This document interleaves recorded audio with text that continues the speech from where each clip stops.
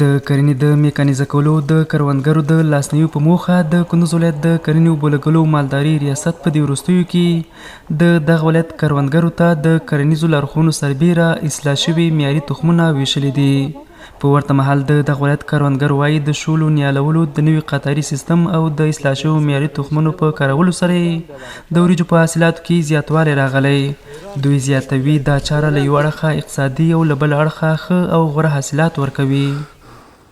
یعنی اوس چې په حساب د زراعت لخوا بخش نه موږ ته د کارمندان د حساب غراخي د یقینو په حساب چې قطار دا رقم حاصلات لري دا ایدي اصل په دې یو په دوه چندې په هغې باندې دی موږ په حاصلاتو باندې دا رجایي چې حاصل دی هم کار آسان ده هم تخم پکې لږ لګېږي هم ډېر ښه حاصل پورته او لوړ ده.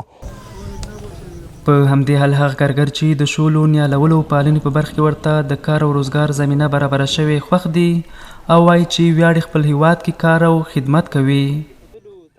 دیگه روز 700 برای ما میدادن کار میکنن تقریبا یک ماه میشه میجا کار میکنیم.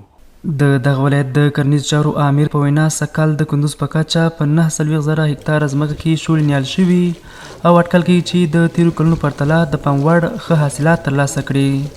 نسبت به سیستم محلی مقدار کوز کاهش دارد که برای یک دهقان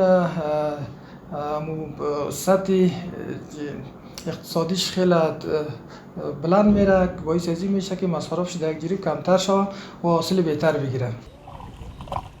دا په داسې حال کې ده چې کندوز تل د هیواد په کچه د کرنې په برخه کې ښې لاسته راوړنې او غوره تولیدات لري.